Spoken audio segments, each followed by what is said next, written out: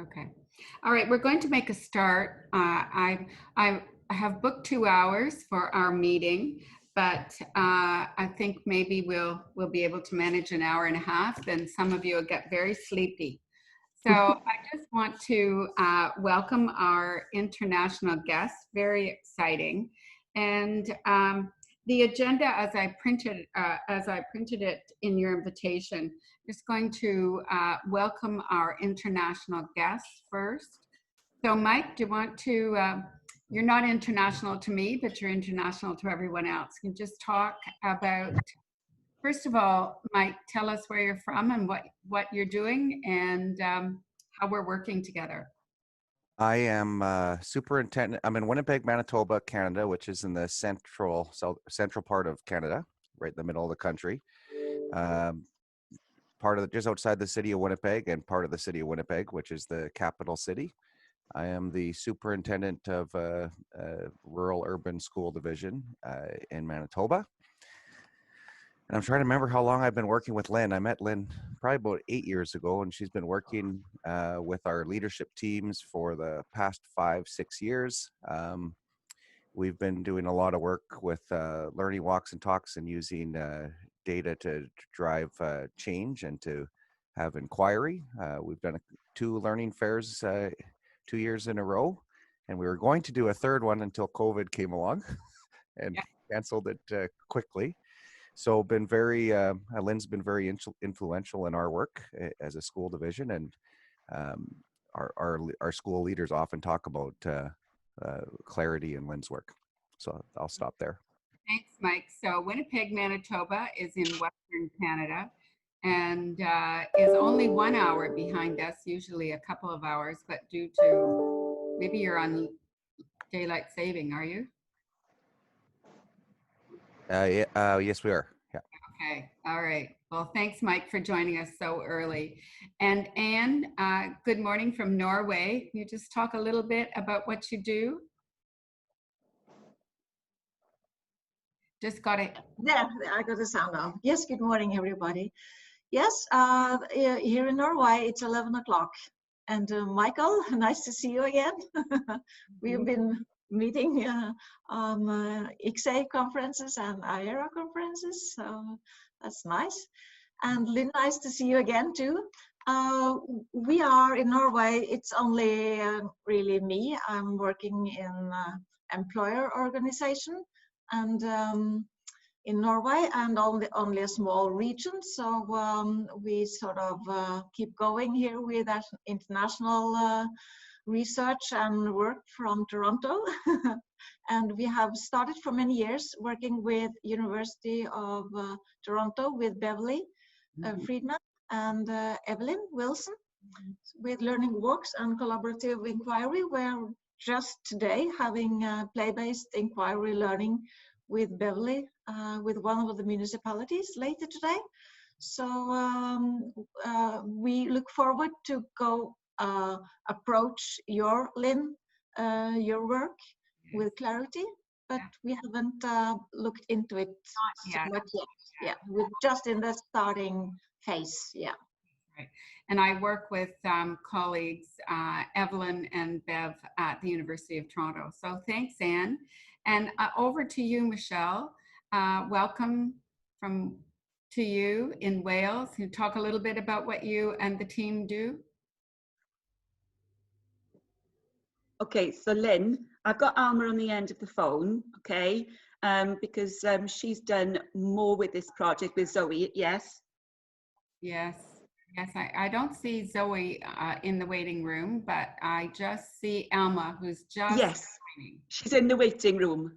Yeah, I got it. There she is. Good morning, Alma. Yeah, it is morning still at your place, isn't it? Sorry about all that. It's okay.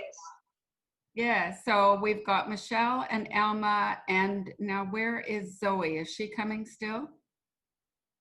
There's a problem with the setup of Zoom, but I won't bore you with the detail. I've managed to come in through a different route.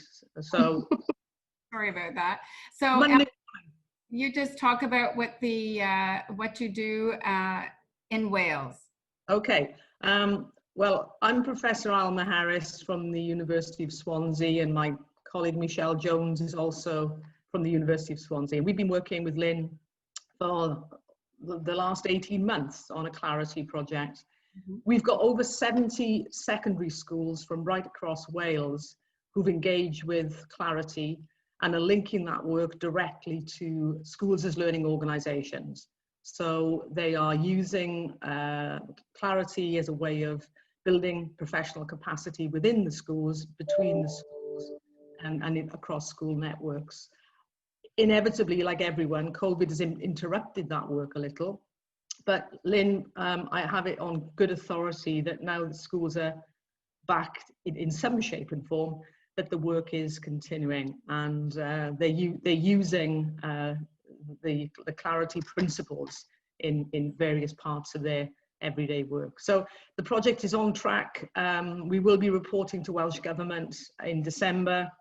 Lynn, you'll have a copy of that report.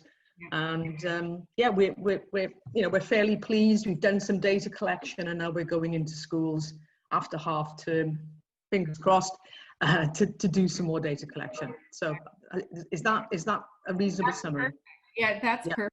I just, for me, it's very exciting to be working in with a whole country approach. I usually say whole system approach or whole school approach. So a whole country approach is really exciting. And having the research alongside is also really exciting for me. So I think we're going to get started, and I'm not going to introduce all our Australian folks as they know each other. And I'm just going to call on you to say something. I was going to start with Victoria because it's the latest there, and then I'll work backwards. So Victoria and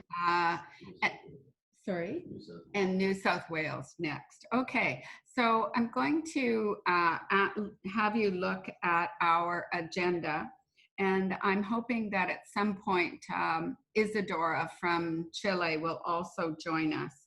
And the first thing on our agenda really is to ask my Australian colleagues to share their work around Clarity. And just to let you know before we start, I am recording this session. It will be available in the members only part of my website for you to take a look at. So I'm going to call on Carolyn first to talk about where she's from and what you've been doing over there. Carolyn.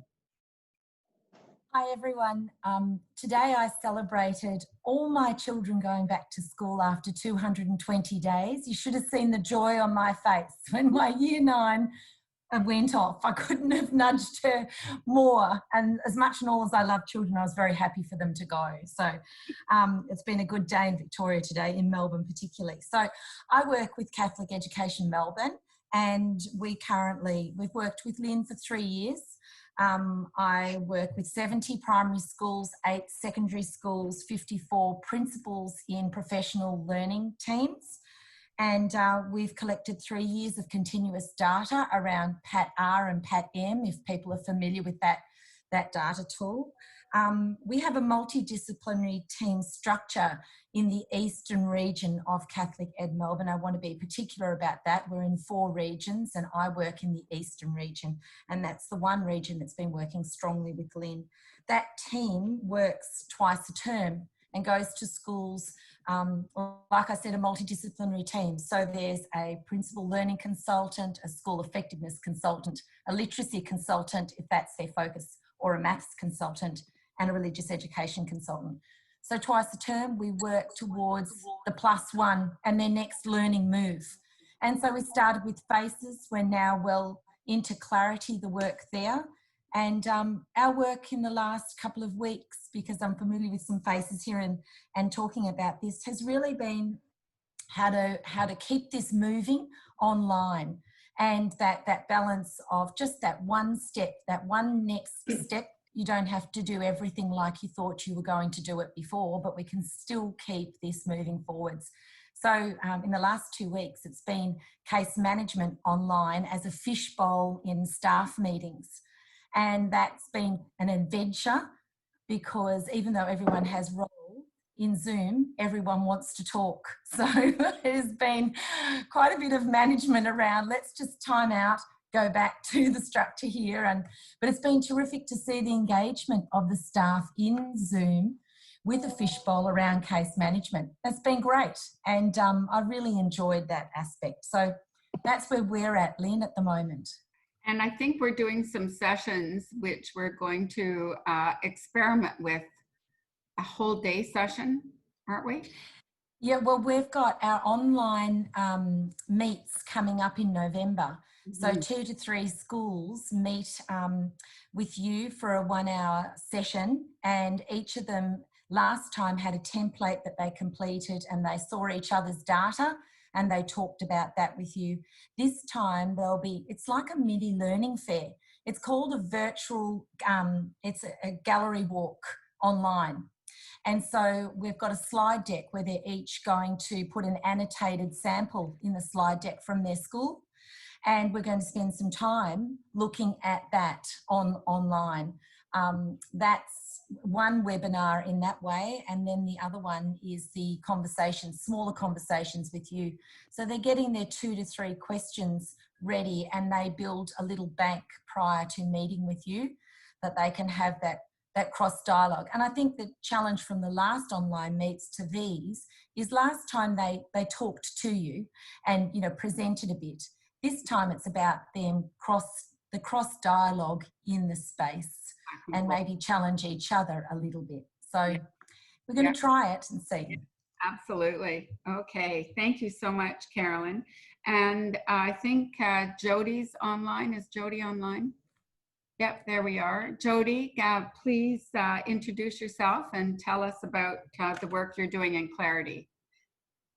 Hi, Lynn, and I must say it seems like I was just only talking to you a couple of hours ago, but I'm glad you've had a chance to rest and recover.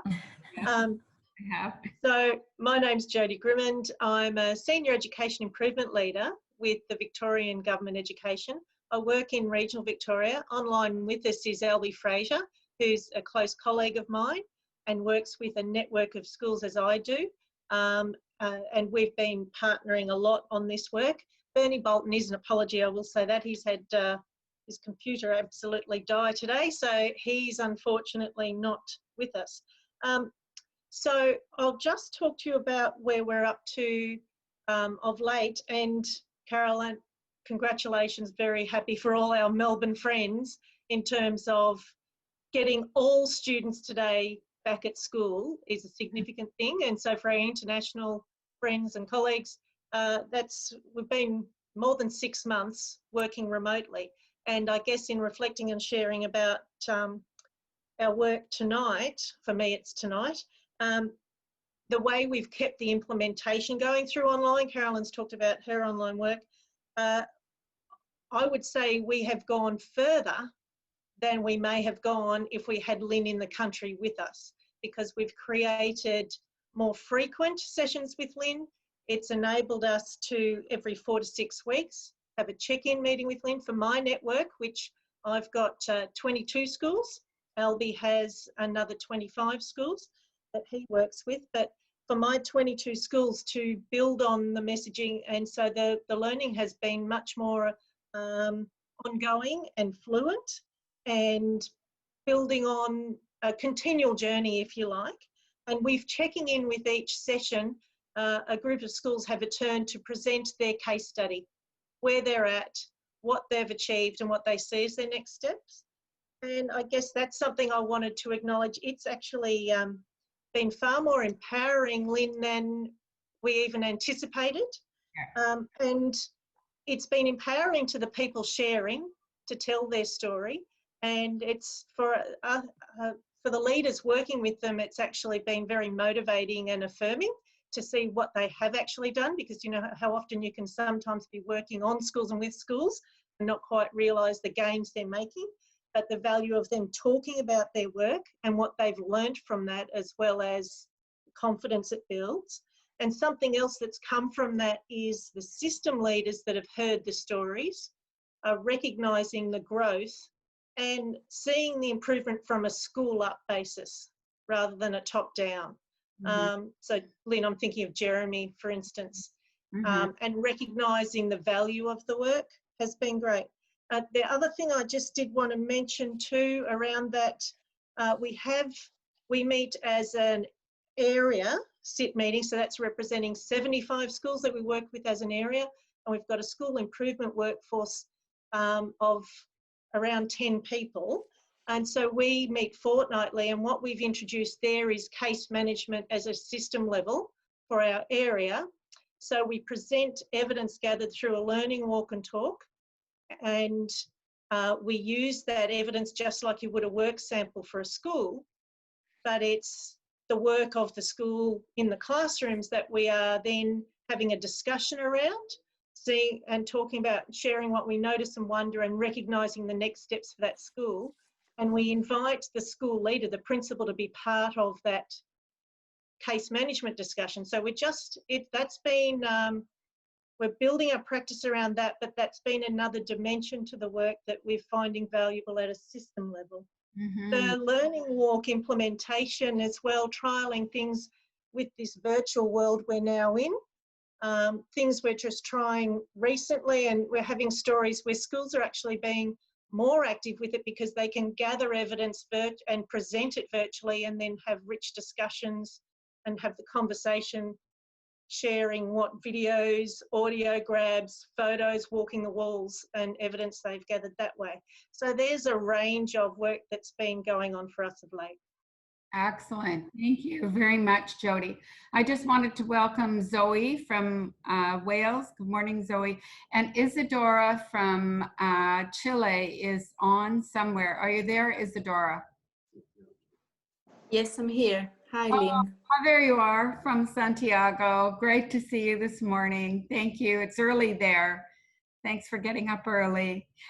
Isadora, we're just listening, and Zoe, we're just listening to our stories from Australia, and I'll have people internationally talk at the end about their work. So thank you very much, Jody. Albie, do you have anything to add from Victoria, from your network? Hi, Lynn, and hi, everyone. No, not a lot more. I think Jody's captured the work we're doing. We're learning a lot. We're probably 12 months behind Jody's network with our learning and our work with you, Lynn, around clarity. But I guess just to pick up on one thing, Jody and Carolyn even talked about that.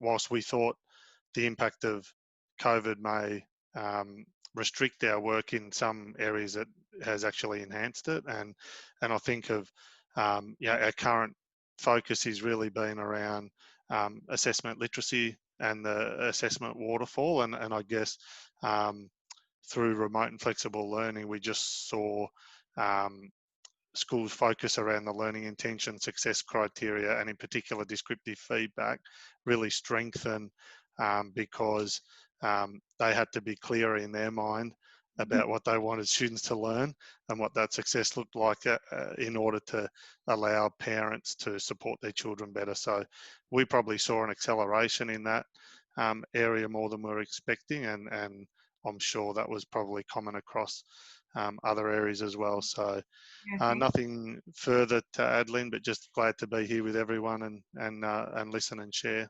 Yes, thank you, and I'm looking forward to seeing you later in the week. So thanks, Albie. And I think you're really correct. We've had a chance to work really probably 3 schools at a time or 2 schools at a time in some of these conversations, which has really brought some clarity to the work in a surprising way, because we didn't think that would happen. So thanks for that. And Terry, welcome. Welcome also from Victoria. Can you talk a little bit, Terry, about what you do and how the work is going in Clarity? So as I've said to my Australian colleagues before, I'm a little bit of a different fish in this group, in that I don't lead at a systems level at the same scale as many of you do. I just lead a school, and it's a wonderful school in Melbourne, and we've been on the journey with Lynn for, well, it's been 2 years, but I would say really with Lynn for a year and a little bit, and then during the pandemic on our own. But I would say that the work that we had put in the 4 terms prior certainly set us in good stead in the with the advent of the pandemic, because I would echo what my 3 other Australian colleagues have said, in that I really feel that the pandemic gave us a compelling why for the application of the work. And in redesigning all of our class pages on our in-house learning management system, back in February, when it became clear that we'd probably be online by April, we used the assessment waterfall chart. We used a hybrid model of the RAISE UNSW model, and some work from Hattie and Lynn. We redesigned all of our class pages across the school from prep through to year 12. And it took the practice from a couple of days we spent with Lynn at the beginning of this year with heads of faculty and other key staff. It took that work to scale at a pace that we could never have imagined, really. Because once the teachers were using the assessment waterfall chart as part of their business as usual and seeing the benefit of that, we ended up building a dashboard in-house for students to see their all of their data aggregated and their progress, and also to rate their engagement. We had our developers got very excited and wanted to help the students chart their progress.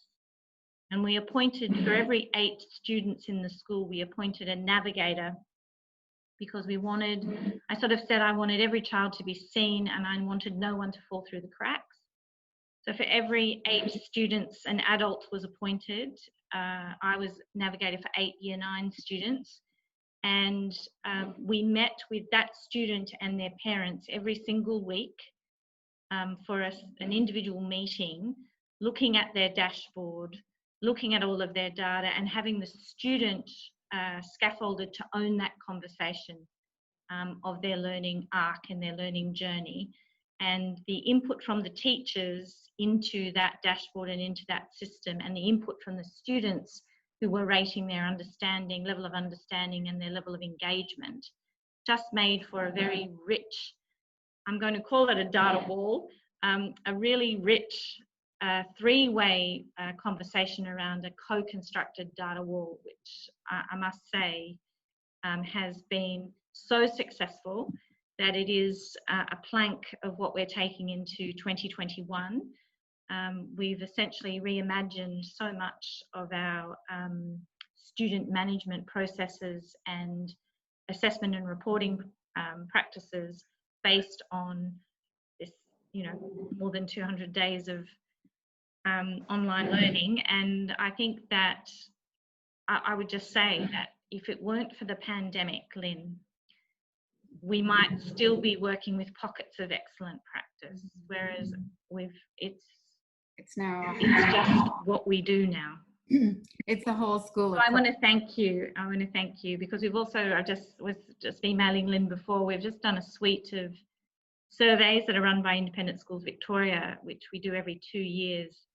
And the school's just had its best results in those perception surveys from students and parents on quality of teaching measures ever in the 10 years we've been doing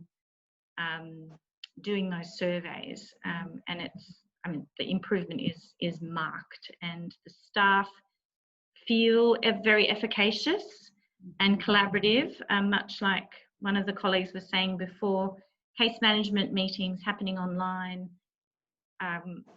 People feel less stressed, they're not rushing from here, there and everywhere, and they're able to see the value of coming together around a student in a fishbowl online, but more importantly, inserting the student into that conversation and having them part of their own case management in the Navigator model was an iteration that led us, Lynn, to add a 6th question to your 5, and that is, why does the learning matter?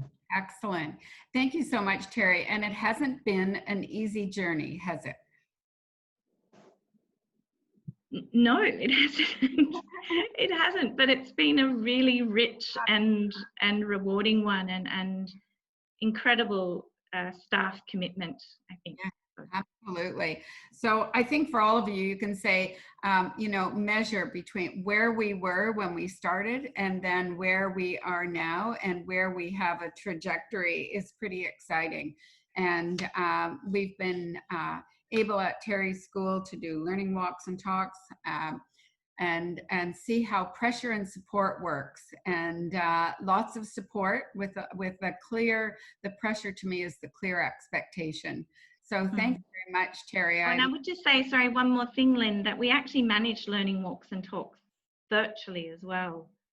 Oh, yeah.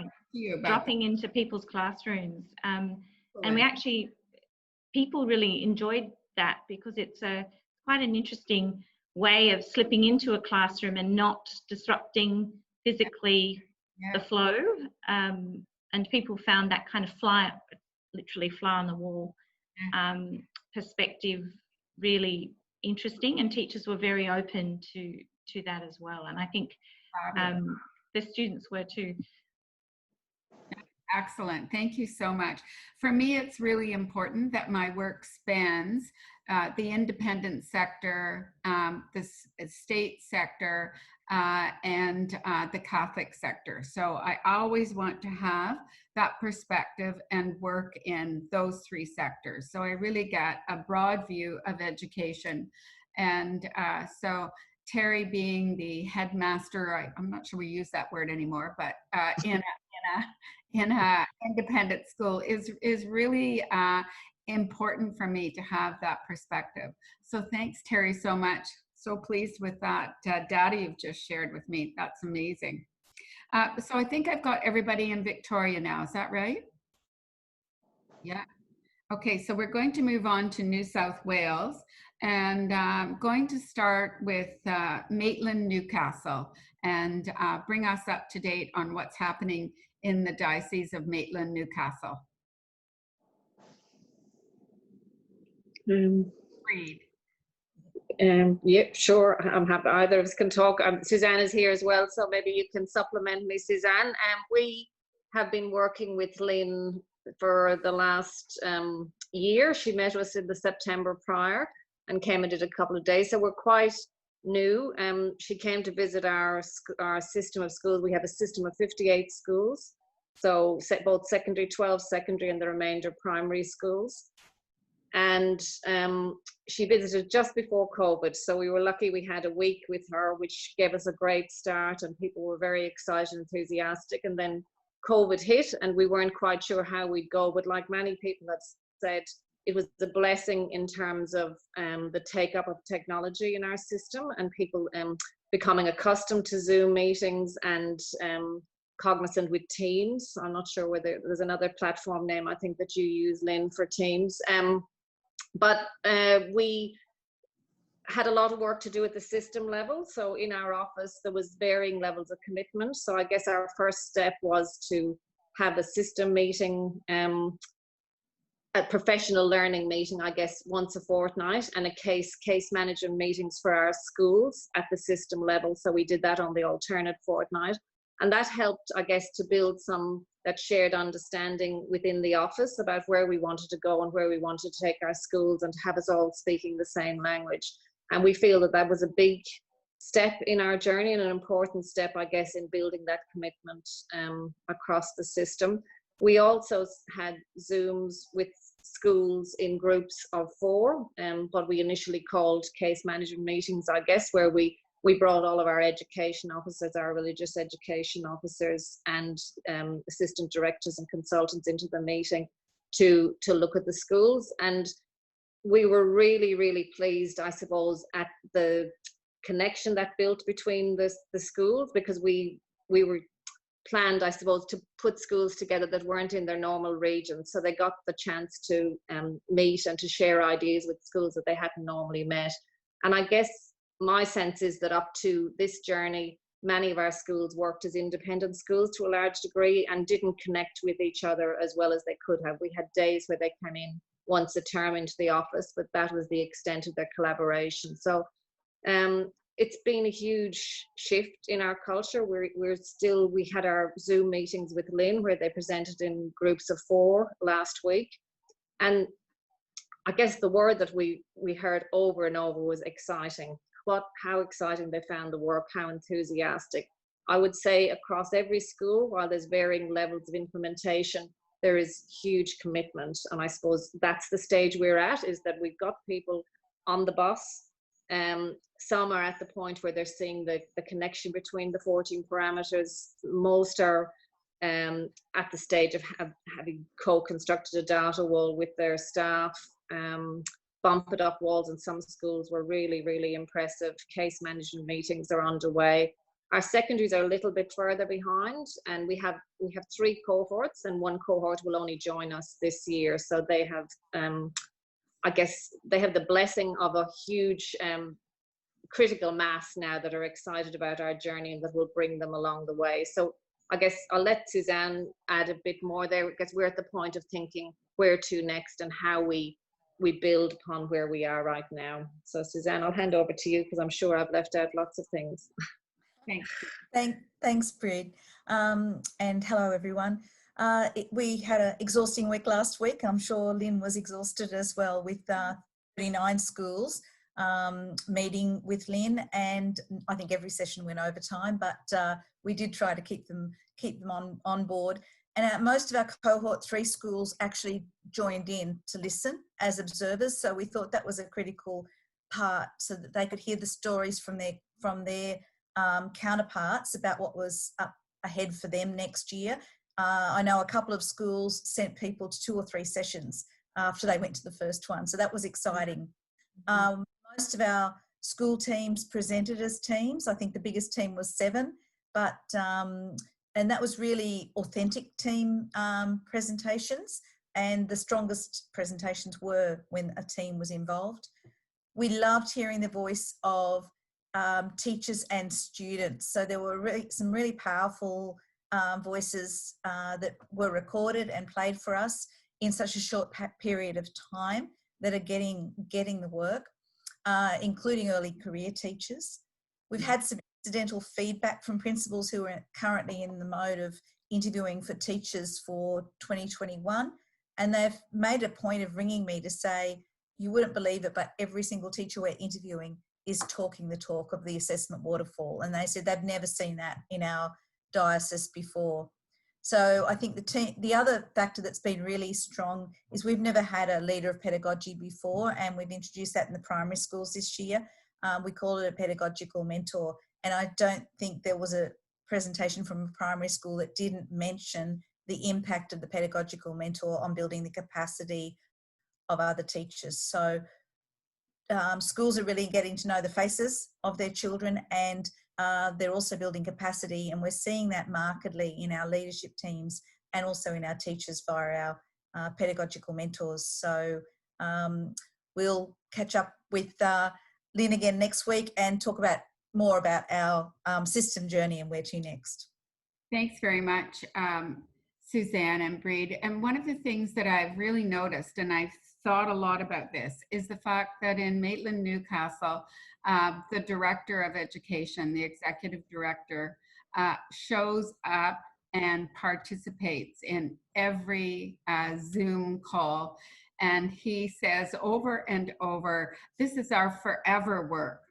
And I've never heard that before, so I like that phrase. But he's there and participating, and it just reminds me how important it is that the leaders are present and participating. So people see him at every one of the sessions. And the pedagogical mentors are a great example of parameter number 2, knowledgeable others. So thanks so much for that. We're going to move on to Wagga in New South Wales. Where is Penny there? Hello everyone. Nice to see everybody's face in all the different time frames. I'm Penny Ludiker from Wagga Wagga, and I'm the Teaching and Learning Leader for Catholic Education Diocese of Wagga Wagga. We're a really small country diocese, so we have 26 primary schools and 5 secondaries. And our journey with Lynn, we're in our 2nd year, so we started at the start of last year. and all of our schools are involved in the learning, what we call the Learning Collaborative. It's been a real journey. I'm just trying to think of sort of some of the key things. Like we've gone through that excitement phase where after the first year, what we called the first year was playing in the sandpit, where we just took on that general look, let's get involved with everything, talk, explore all the 14 parameters, figure out for each school what parameter fitted their school. And but this year we've seen a much more intensive focus, and that's despite COVID. So we missed out on our what we would have had our March sessions with Lynn, and we sort of dropped it a little bit during the first part of the COVID pandemic, and then a couple of months in we went, no, we can't stop, we've really got to pick up and keep going. And we had webinar sessions with Lynn just at the last week of last term with all of our schools, and we were thrilled at the way all of the schools in their very final week of term 3, when they were tired, when the secondaries were thinking about farewelling their year 12s and things like that, we were really thrilled with the engagement and the work that they brought and shared with each other on the Learning Collaborative.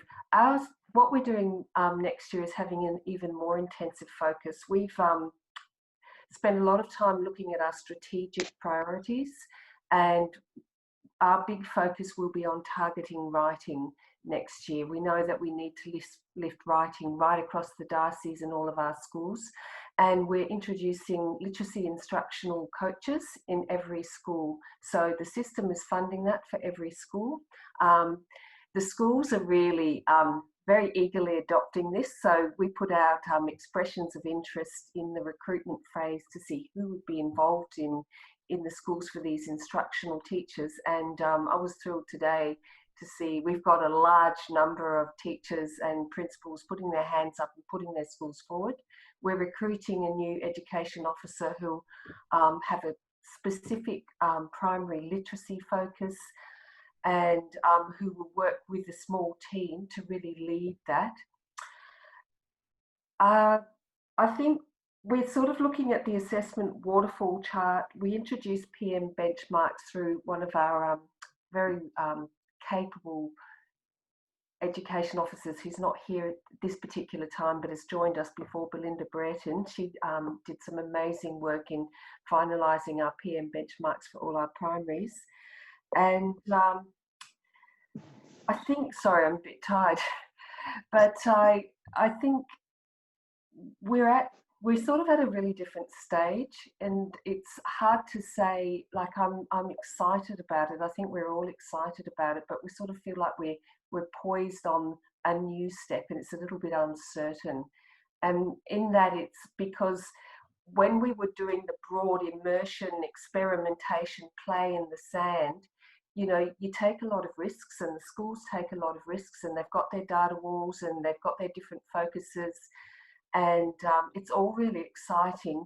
And anything goes. You can make a mistake, you learn from that mistake, but we're getting to a point now where we're going, right, we've spent a bit of time on this, and we really mean business, and we're looking at results and we're looking at performance. So in that, I think there's an air of excitement, but there's also that understanding that we really want to start seeing those results in how our students' assessment. And I think... So Penny, it's really now about sustainability. How do you work and move from engagement, which is stage 1, into empowerment now, owning the learning and seeing the results change? Yeah, right? Absolutely. Thank you. I'll just say one more thing. We do have a very, very finely tuned program, and I've got to share that with you, Lynn. I've been meaning to. And I think when we rolled that out with our whole plan, that was when our schools went, wow, there's a lot in this program, and this is what we're going to be doing. So, but yeah, we think that will be the key to the sustainability, and with schools following that. Thank you. And your documentation around setting targets and benchmarks and expected practices through the document that Penny referenced is really spectacular. So I've been looking at that document in terms of really specificity and focus and a clear expectation about where schools should be on this journey in terms of literacy implementation. So thanks for that, Penny. I'm just reminded that sustainability is the outcome we need from this work. And we need to move from engagement, which is I see as first order change, to empowerment, second order change, where for me, the whole system is empowered to do the work deeply. So it's not about me anymore. It's about how the system takes on the responsibility for accountability. So thanks, Penny. It has been a great journey. And again, to have all the schools working on the same work is also an outcome we want. So thanks a lot, Penny. Okay, we're going to go over to Lismore and then Sally. So Lismore. Hello, everyone. I'm Leanne Feltis, and my colleague Michelle McDonald is also with me. Michelle's our Assistant Director of Learning Services. We are from the Catholic Schools Office in the Diocese of Lismore, which is on the north coast of New South Wales. And I'm the literacy, one of the literacy and numeracy officers on the Catholic Schools team. And so I'm just going to give you a little bit of a brief about where we are at the present time, and Michelle might just fill in any gaps that I leave. We have 45 schools in our diocese, and we have kicked off this year with cohort 1. So we're really just in our first year with 13 schools, and they're all primary schools. And they put in an expression of interest to be part of the Learning Collaborative, so it was voluntary. And word has already spread, and we're excited that we've got 16 schools wanting, will join cohort 2 next year. So they're preparing to come on board.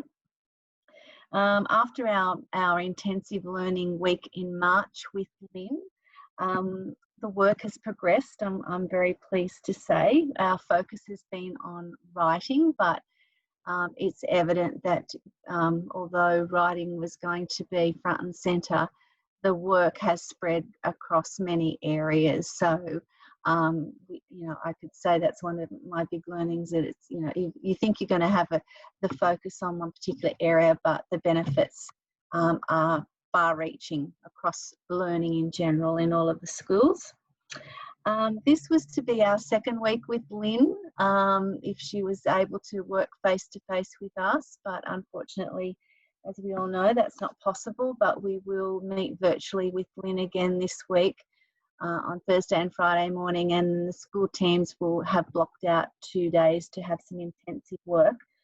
However, all of the schools have had an online meet, as Karen described it, in groups of 3 or 4 with Lynn, where they have had 10 minutes each, just 4 slides. Short, sharp and shiny is a phrase that we've adopted from you, Lynn, and we use it quite frequently.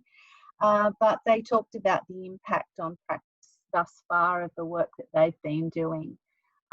It's been really amazing to see how far they've come in such a short time. And I was listening to you, Penny, and I can see that, yes, we're in that immersion stage, and really in that learning about what it's all about. So I was interested to hear your comments to say, talking about the sustainability. I'm sure that's a conversation that's not too far away for us. But certainly the schools all shared their challenges and their successes, and it was interesting that they're all doing the work, but all doing it a little bit differently. So learning from each other has been important in those online meets, and I can see that that's a really something that they're looking for now, is to connect with each other a little bit more. So as a system, we have as a CSO team, we have our own system data wall now. We've built an analytics site, but we've also got the data on the walls in our 3 offices in our diocese. We are looking at doing some virtual learning walks and talks, so we have some people who are investigating how we can do that. We are also looking beginning some case studies on a few of the schools, because we feel as though we want to capture what's happening, and starting with 3 schools, and we know that the cohort 2 schools will benefit from having the reading those case studies. And so this week, our 2 days, as I said with Lynn, will be starting off with her, and then she will set us on our course for the days, but the focus will be on assessment. That's where we are at the present time. All of the schools have spent time on the 14 parameters, looked deeply at the non-negotiables and chosen their 4th parameter. They have their co-constructed data walls, and they've moved into case management meetings and learning walks and talks. So we're in a good place now to go deeper with assessment, which will be really important for all of us. So I think really it's been evident that the building of the collective capacity from within the schools has been tremendous. They've realised that they can do this work with each other, staying the course, and being really reflective learners, particularly the teams that are leading it. But this work is growing from within their school walls. And yes, we've got Lynn as our critical friend, and we have the CSO teams who are supporting and working and learning alongside them, but they're doing this from within. They're not having to look outside the windows, and that's been a really exciting thing to witness. Yes. So Michelle, have you got some things that you would like to add? Just a few to add to Leanne. I reflect on Terry saying about the response through COVID, and that learning accelerated. And what happened for us, even though we came out of it early, we still had the side effects of social distancing, no professional learning, all of those things. So we may as well have been in it with you, like we were with you in certain aspects of that. And we found that our research that we did during that time, our learning has indicated a few critical things.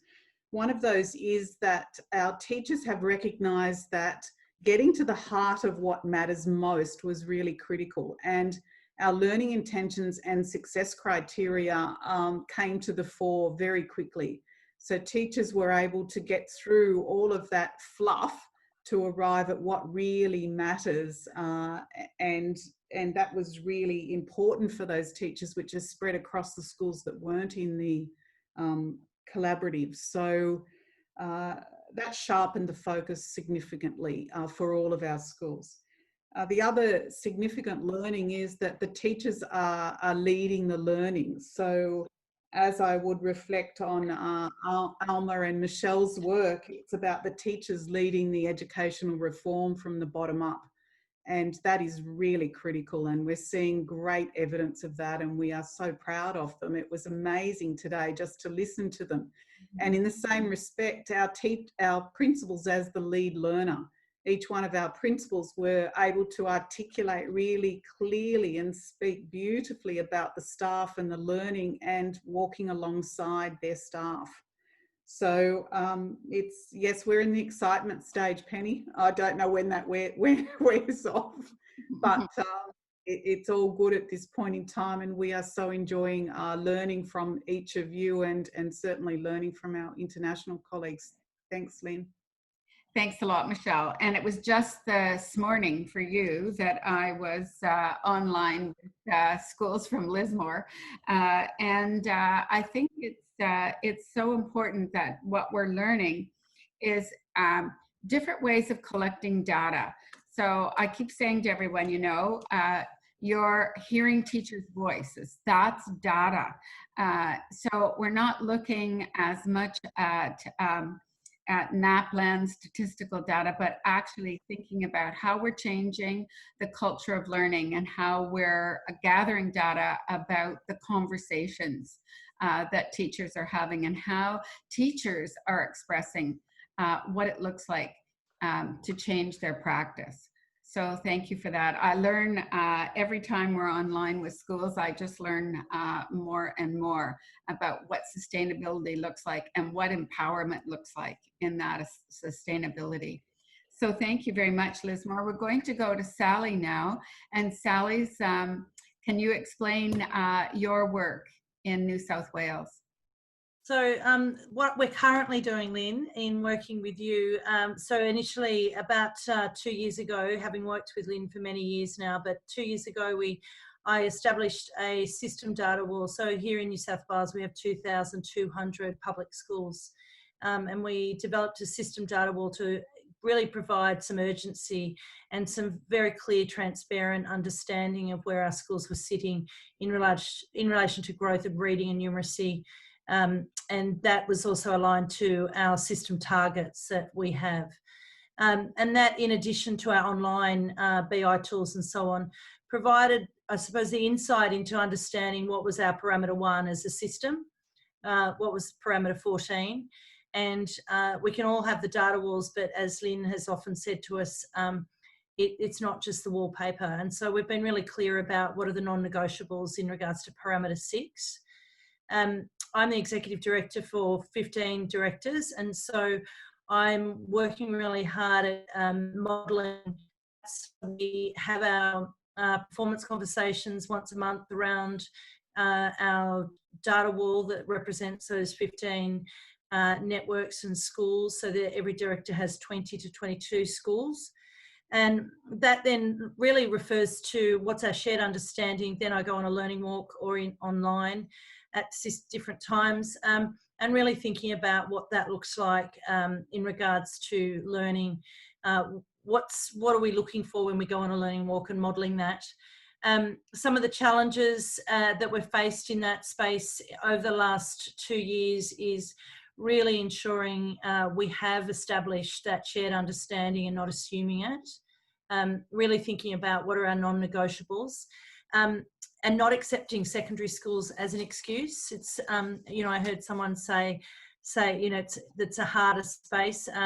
We've had secondary schools actually use the data wall for a period of about a week to create the urgency, and then ask the students to go on learning walks to really think about what are they seeing, and using those same questions that Lynn refers to. In regards to the assessment waterfall, we've got some champions in that space where some networks have placed schools on that assessment waterfall as their own data wall and their evidence to identify who's doing something really well in that space and how they can share that. We're certainly finding at least 2 or 3 champions per network to then really develop and spread that contagious passion and excitement that's occurring. And then, as you can imagine, those champions that I know you met with us, Lynn, Matthew and Angela, they're certainly spreading their wings and sharing their great practice, but also sharing the learning that they continue to build upon, but empower many others. And I think really the look fors, we've really established that whole look for idea to really make sure what are we really looking for when we think about the parameters, when we think about learning. We've got our What Works Best that's been released here in New South Wales, so our schools is closely aligning the parameters to the What Works Best and really thinking about the same language.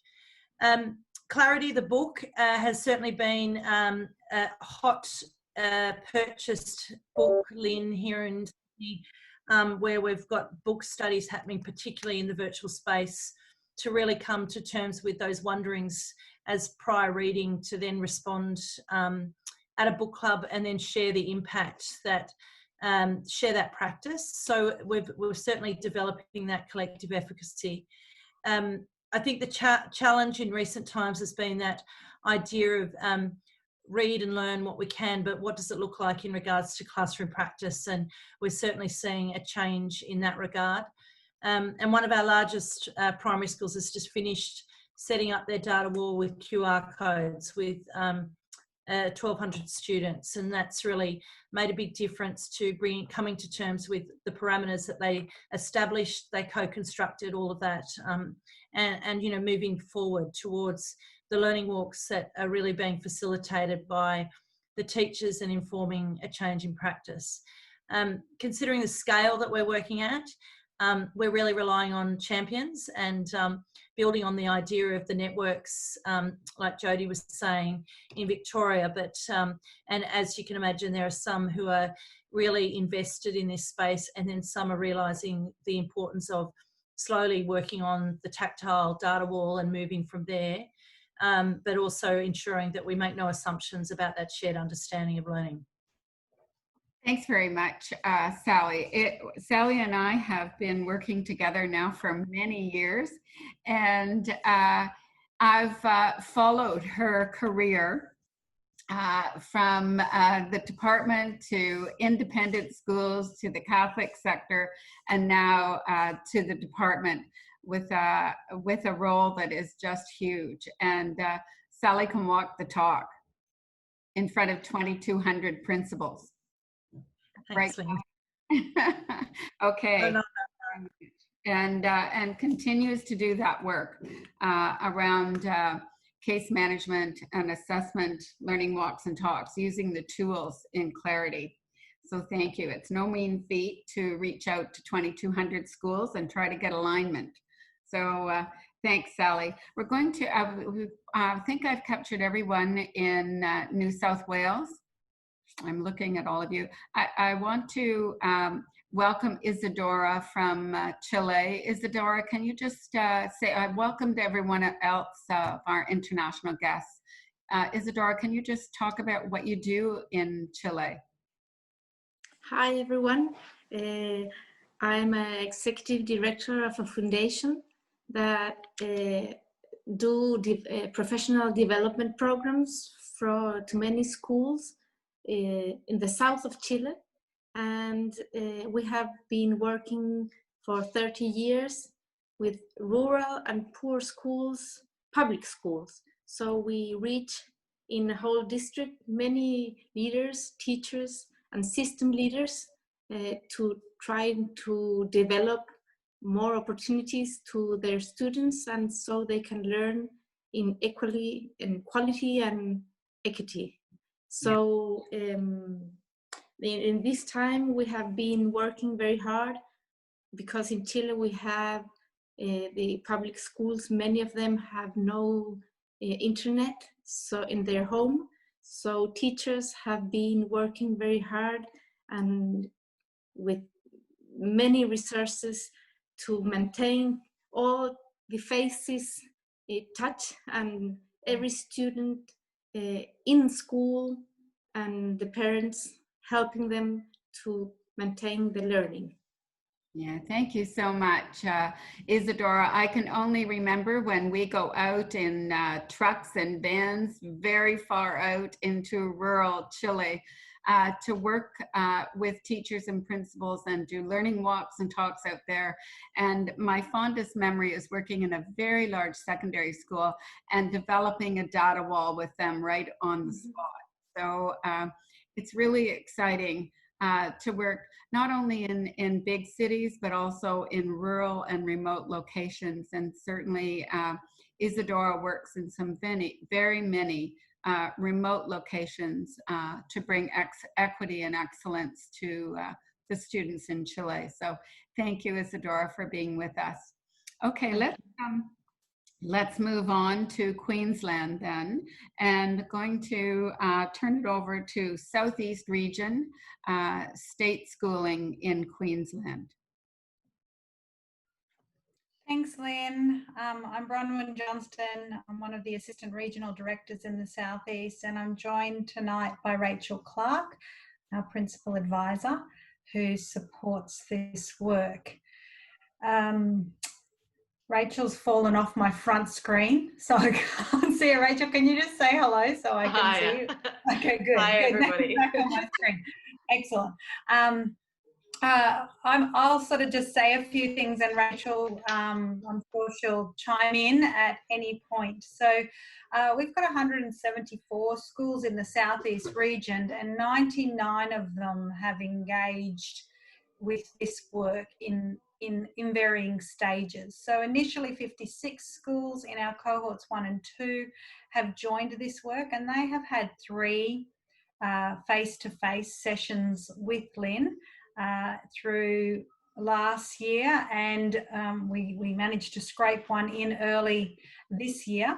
And they've certainly partnered in that full suite, understanding the parameters, looking at case management, understanding assessment for and of learning, learning walks and talks, and considering the leadership behind that. They are certainly immersed in the work, and we're seeing that move to empowerment as they take ownership of that. Our next piece of work with that group is certainly through collaborative inquiry and sustainability. We've begun a little bit of that work as we've brought them together during this time in principal learning communities in the virtual space. And that has been around celebrating and sharing their progress with Lynn. So I'm pleased to hear other areas have run over time in those sessions as well. But we've moved from that. The next space is now sharing that learning that I heard you about, Sally, in terms of identifying champions across the assessment waterfall. We've taken that for people to sort of share some bright spots in terms of their learning with others who might like to hear a little bit more around that. So they're opting in and out of engaging with one another. We thought that maybe at our first sharing session, we might get 10 schools come along and listen. And how many are we up to now, Rachel?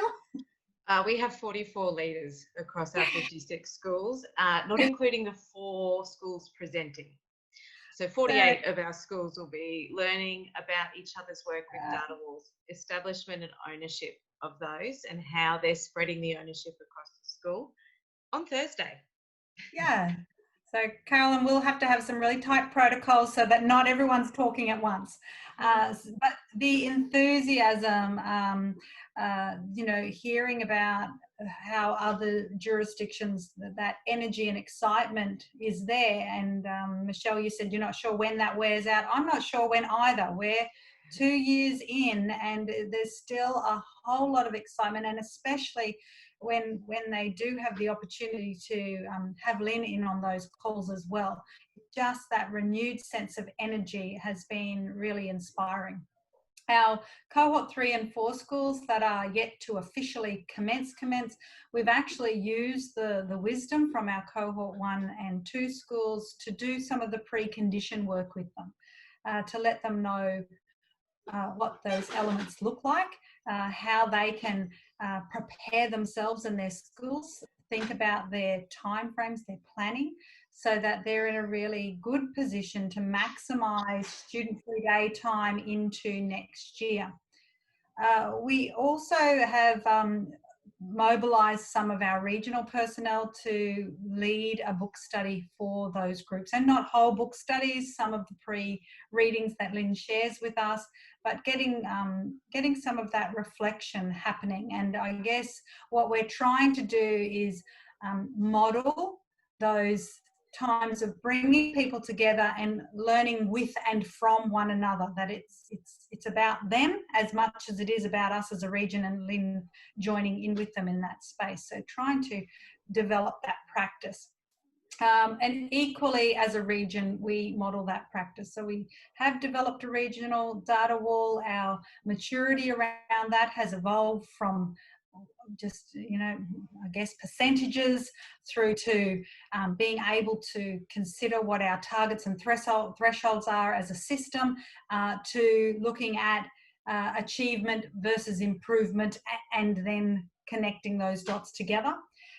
We also have a case management approach, and we do that weekly, bring schools to the table, and we let schools know about that, and we partner with them in that learning. I'm sure I've forgotten stuff, Rachel. What else do we do?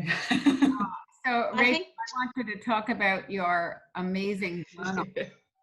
That was the next thing that I was about to talk about. But before that, I think something that we're looking forward to maturing even further in with our data wall is potentially having our schools co-construct the next iteration of our system data wall, so that they can be part of the conversation about what's taken us from where we were to where we are now, and what will we do together and mobilise together to move to where we need to go next.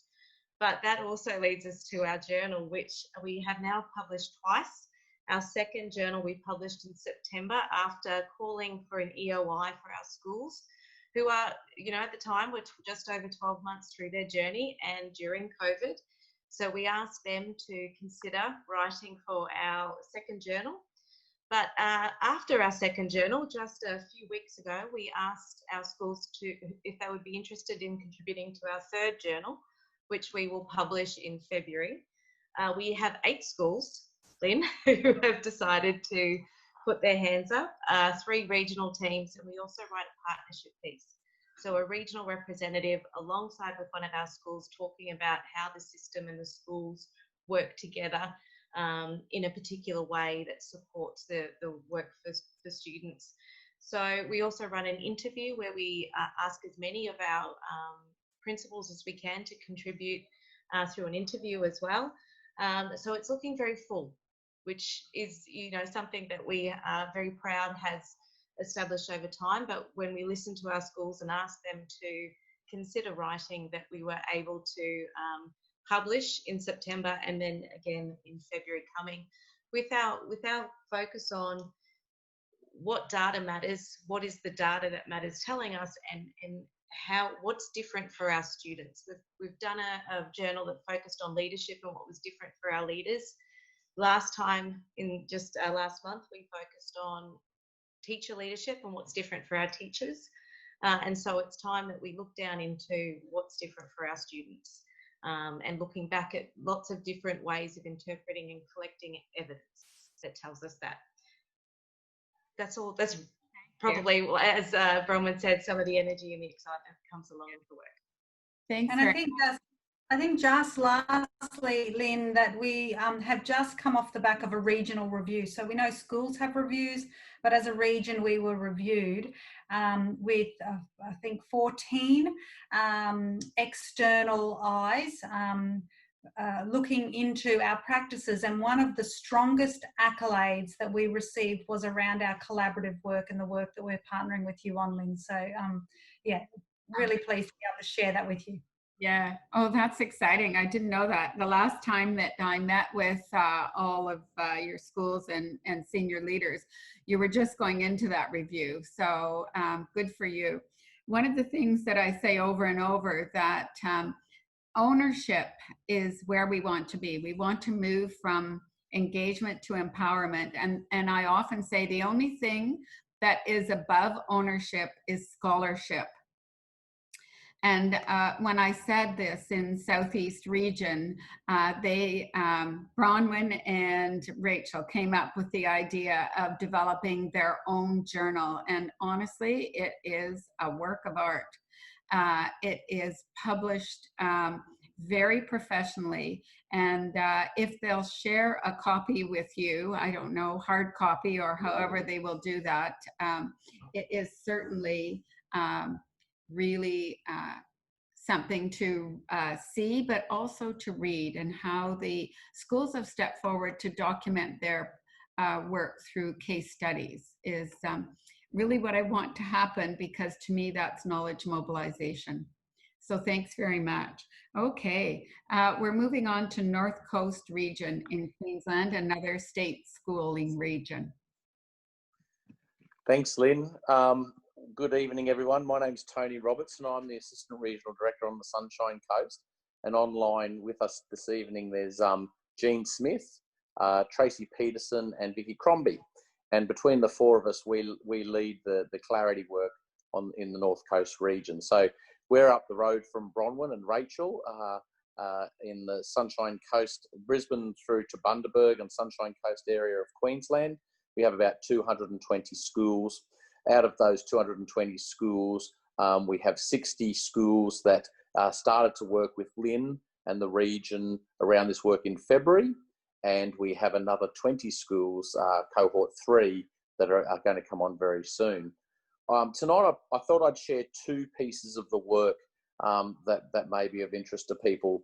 The first one was about developing the capacity of our leadership team in the region to own this work and to lead this work across the region. So there's in our leadership team, there's about 20 people made up of 9 assistant regional directors who look after about 30 schools each, and a number of regional leaders such as Jean and Tracy and Vicky, and our regional director Liam Smith. And we did a lot of work early on around exploring chapters of clarity and understanding and the text itself, and then adopting some of those practices as part of our leadership team when we meet every fortnight. So some of the things have already been talked about tonight. So for example, case management. Every time we meet, schools are shared, schools of wonder, schools with problems of practice are shared amongst the team, where we develop strategies around their next steps to support that ARD. We have developed a regional data wall, which you have seen, Lynn, which is based around the levels of achievement, A to E achievement in the against the Australian curriculum.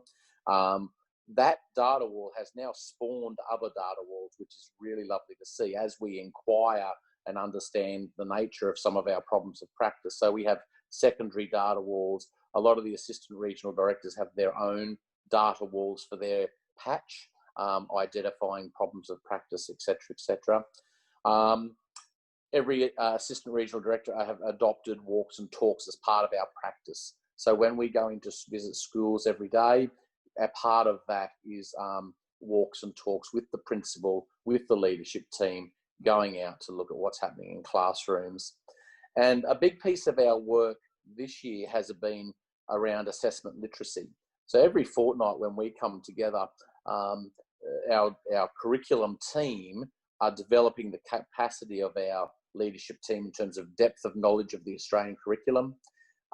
We are moderating samples of student work as a leadership team. So at the moment we're focusing on prep units of work, doing some moderation against guides to making judgment. So we take our responsibilities really seriously to understand the work and to take ownership of that work and to lead it across the region. The second part of the story, I suppose, I was keen to share tonight was around networks. And as many people have said tonight, COVID has been a gift. In February, we started with Lynn. We had the week with our schools. Everyone walked out of those days with Lynn completely just so excited to go and implement the work back in their schools, and not very long after COVID hit. So it forced us as a leadership team to really think about how do we progress this work during COVID times. And due to a lot of the concepts, Lynn, you've talked about ownership and people, taking responsibility to drive the work themselves. We went with the idea of networks. So we've identified 14 networks made up of those 60 schools. So most networks have about 4 or 5 schools within them, and they've committed to meeting twice a term, and an assistant regional director is a part of every one of those networks. So I have 2 networks that I'm a part of.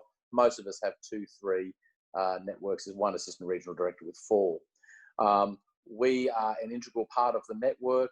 Schools are meeting, taking turns of hosting the meetings and sharing their work. Data walls, walks and talks are part of that.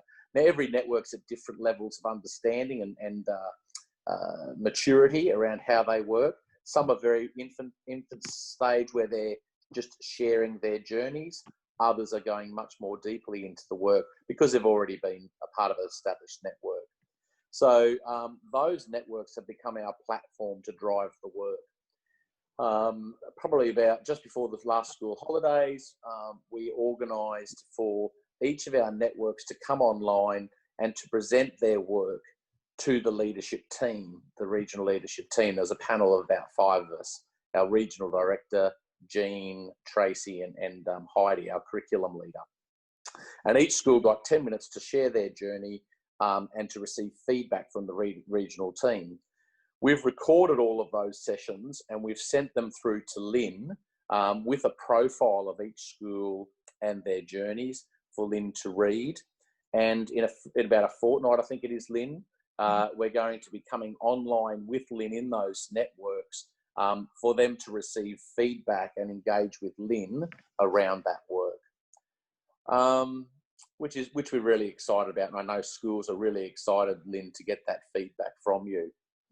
The last piece of the work is really has really been about what does 2021 look like for us after we've had the teleconferences with Lynn. And so we're in the process of looking at instruction and assessment as our focus areas for next year.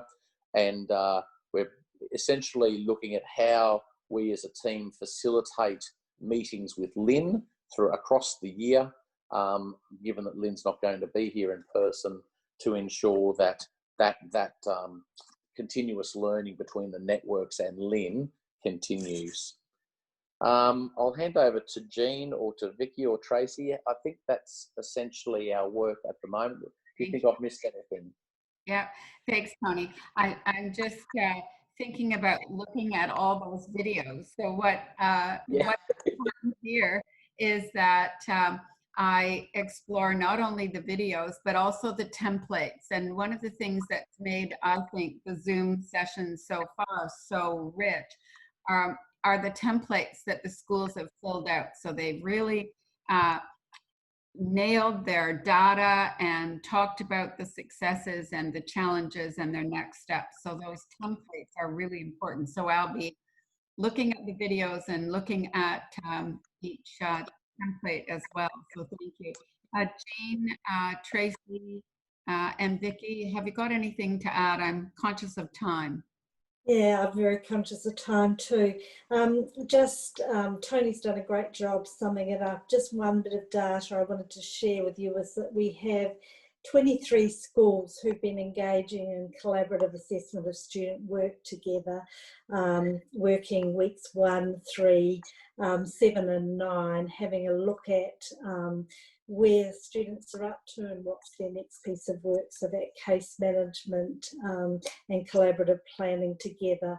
And we had 622 marker students from those, of which 401 reached their target and 129 went up 2 levels. Oh, wow. So it was so exciting and rewarding for those schools. And there's just such a buzz in those schools. So that's 1 term's worth of success, but they're so excited to do it again next term. And what great data. I'm seeing some real specificity with the data on these calls as well. Schools can name not only how many, but the names of the students and who they are. So that's really impressive for a very large region. Thanks, Jean, for sharing that. Tracy, do you have anything to add? Good. Okay, thank you. And Vicky, anything to add? Yeah, that's fine. Okay, thank you. So thank you very much, North Coast Region. So 2 very large regions that I work with across Queensland, but I've actually, over the last 10 years, worked with all the regions in Queensland, and there are 7 very large regions. So thank you for that. I'm just aware that Mark Ford joined us. Mark, do you want to say good morning, good afternoon, or good evening? And yes, good morning, everybody. Really appreciate being here. Sorry I'm a bit late. It's the Welsh Government laptop, I think. They've been banned from using Zoom, so I ran upstairs, got my daughter's laptop. She was in the middle of work, but I've got her laptop and I'm here now. So good morning, everybody, and great to be here. And Mark, you're from Wales. Can you tell us what you do in the Welsh Government? Yes, I started with Welsh Government in September. And from a regional background, working on school-to-school collaboration, in joining Welsh Government, I've taken on the lead for developing a national conversation around pedagogy. And obviously part of that work ties in with the 4 regions who are obviously engaged with Lynn's work. Thank you so much. And thank you for continuing to persist to get online with us. I really appreciate that. I have learned that everybody has to accept the Zoom invitation to be considered part of the group. So that's my learning for this morning. I think we've got everyone now in, we've heard from Victoria, New South Wales, and Queensland. And so I'm going to go way over to Perth, Australia, and welcome the folks from Perth, and particularly call on Nick Smith to talk about the implementation in Perth, and in Western Australia, sorry. Lovely. Can you hear me, Lynn? Yes. Great, brilliant. Yeah, look, thank you everyone, firstly, for your sharing and for the direction that you're taking. It's fantastic to hear everyone. Look, I'll be quickly, and I suppose it'll be a quick looking back.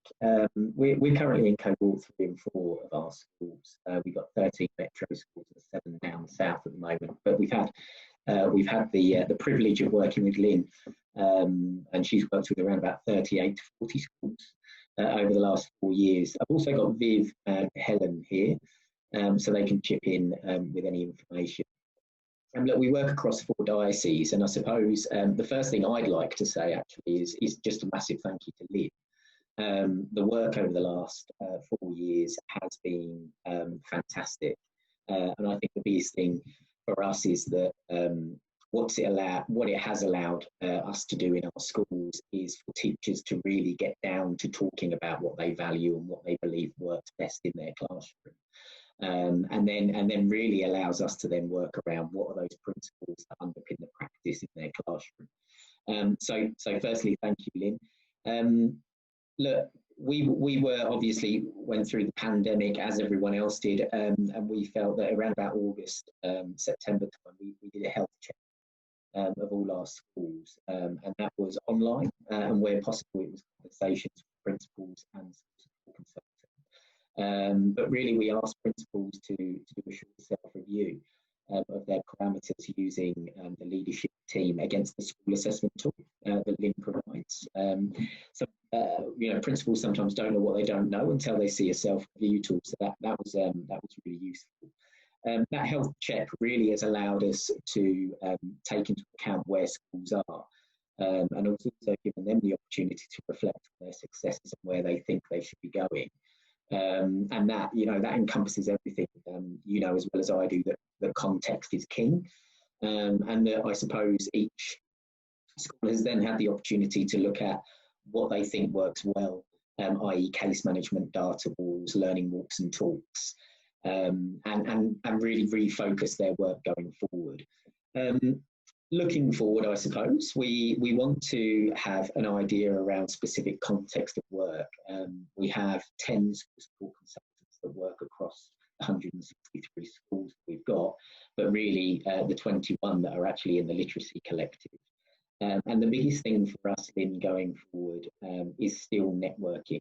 And, just being in this meeting today, this idea of sustainability and ownership for me is the thing has really hit home. It's about really taking responsibility for what our schools do and how they go forward with it. And the thing that's probably popped into my head is how are we going to know if our net is working?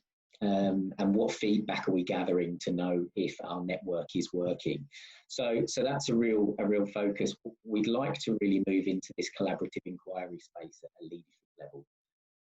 We think that if we can underpin some of the sustainability through that collaborative inquiry, then we think that will be very powerful in the classroom and also sharing across schools. I've heard a few of you talking a lot around analytics, learning analytics and Power BI. Or BI, and I think we're behind in that space. I think that we really need to probably get on board and see what other dioceses are doing and other education systems are doing. But we really want to start to use some of our data in that space to use it more effectively within the classroom. Look, that's kind of it from us. There are big sort of moving forward parts is to really get our network going.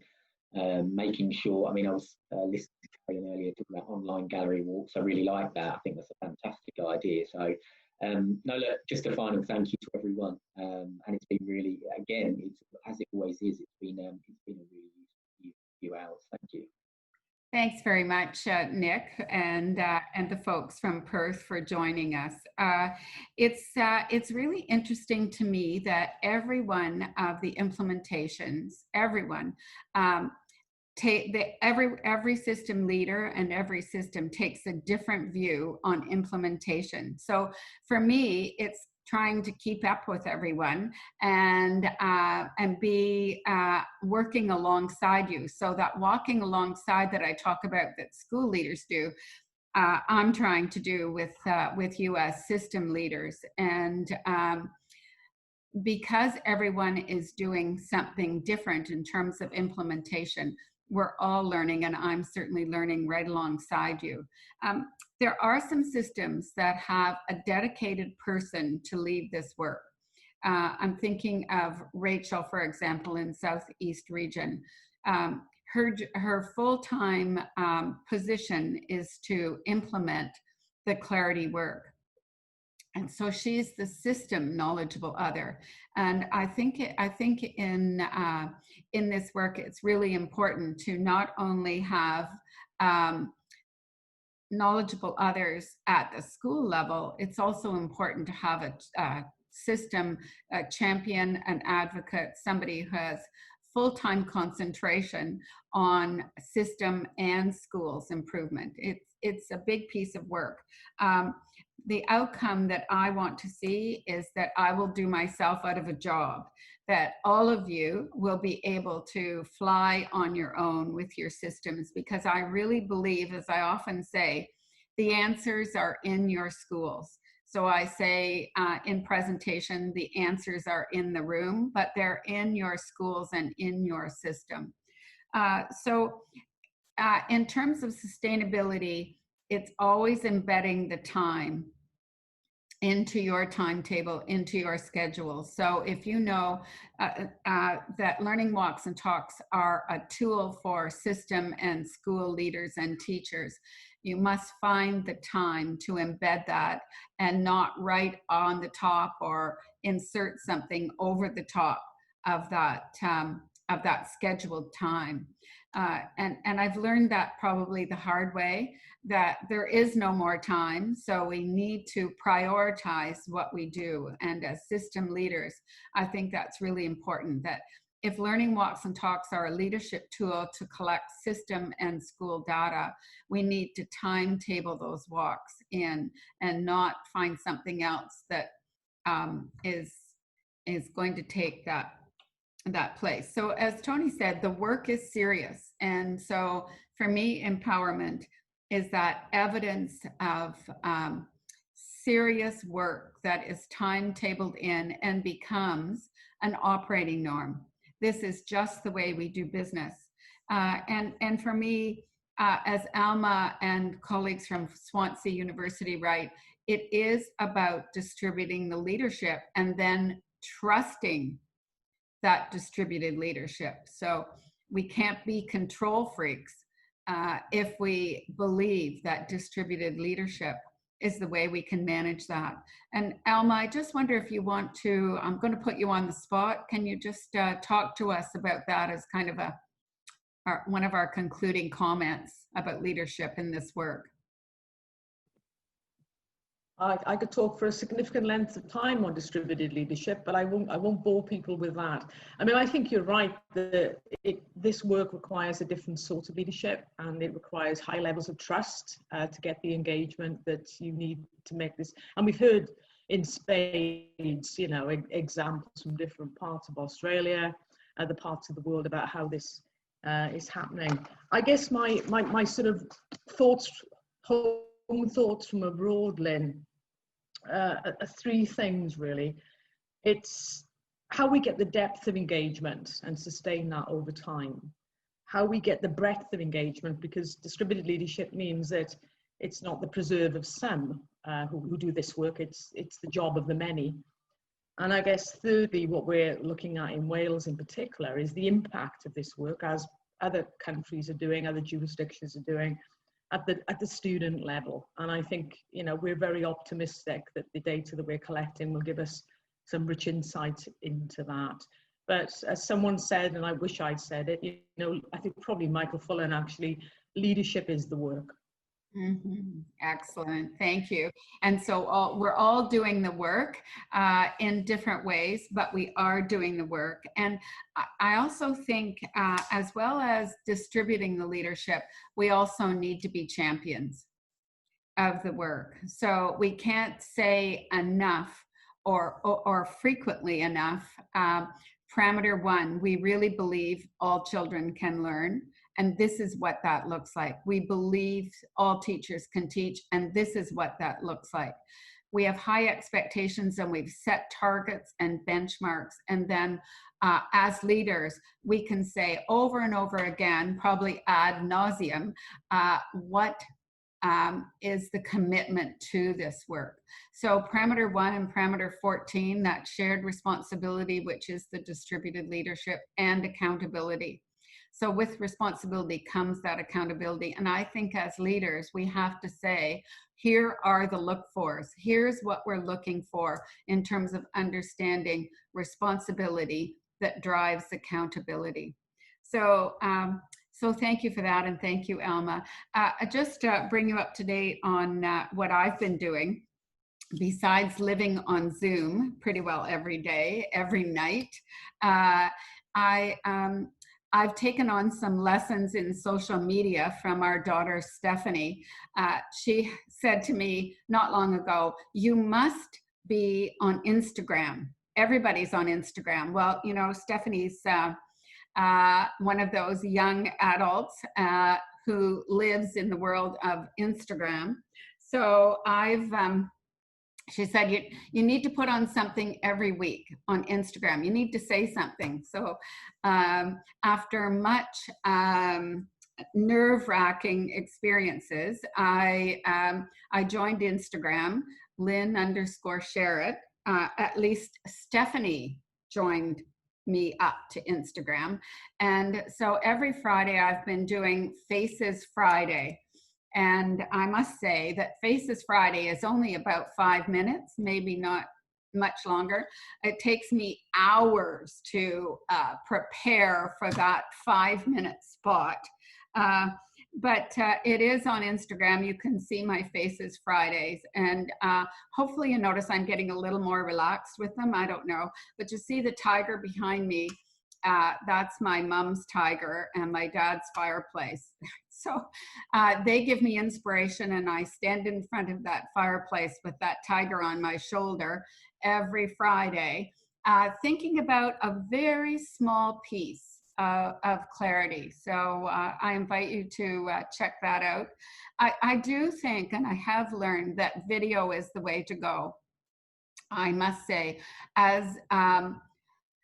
as difficult as it is for me and anxiety producing, I do think that video is about saying 1,000 words. It is incredible. And it sends a message, a very clear message, hopefully, in a very short time. The other thing I've been, Jim and I have been working on well before COVID is developing the Clarity Learning Suite. I wanted something that was long-lasting about the work of Clarity. And we never imagined when we started this that COVID would hit, and actually professional learning that's 24/7 is really the way to go. We had no idea.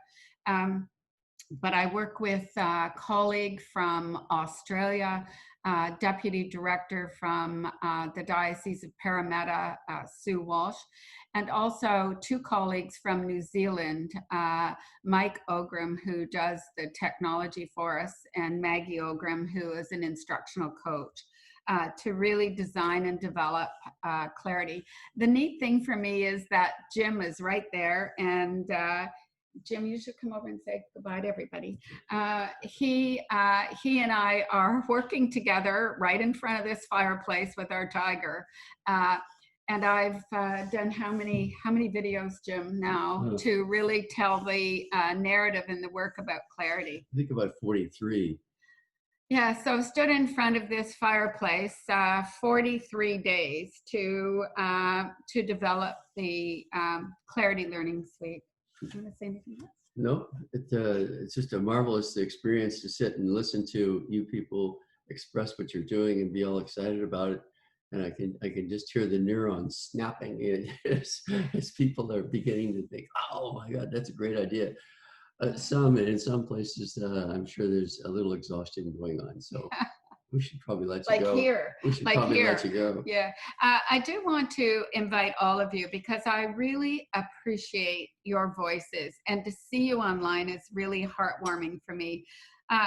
This Clarity Collaborative is something that I've wanted to do first in Canada to really link up superintendents across our country doing this work, but now internationally, linking you up to learn from each other, because that's actually the ultimate. So I would invite all of you to make one comment in our chat bar before we leave, because that, as you know, I've said, is data to me. I want to read it and I want to think about what you're thinking about. So before leaving, if you could either sign into the chat bar if you haven't, but please make a comment. And this will become my data, but also our data. We do have a space to share the recording so we can go back and listen to it. That's certainly data to me. And also we'll have an opportunity in that space to share the chat bars as well. So anybody wanting to make a final comment? Anybody I might have overlooked inadvertently? We have about 28 people on the line from across the globe. So I just can't thank you enough for coming together and sharing your work. We're all good? Okay. I'm going to say thank you. We probably will have one more Clarity Collaborative session before our Christmas break and holidays sometime in November, as soon as I figure out my calendar and what the times will be in all these different places. So just let me know if you want to join in November as well. So thanks very much, folks. I'll sign off now, but I would love to hear your comments in the chat bar. Thanks, everyone. Take care. Have a great day. Thank you. Thank you. Yes. Thank you. Bye. Thank you. Thanks very much, everyone. Yeah, love seeing everyone. Bye, Jim. Bye, everyone. Bye, everyone. Is Adora? Bye. Yes. See you guys. And Anne from Norway. Ciao. And all the folks from Wales. Thank you. Bye, Lynn. Bye, Jim. Bye, Terry from Melbourne. Everyone from Melbourne, New South Wales. Be safe. See you later, Jody. Yeah. See you in 9 hours. Yes. Yeah, 9 hours. Oh my God. See you soon. It's like I haven't slept since the last time we talked. When I see you next, you won't have slept. I won't have slept either. No, not now. Yeah, Mark, it'll I'm be good. glad you joined us, Mark, and got in there. Take care, Anne.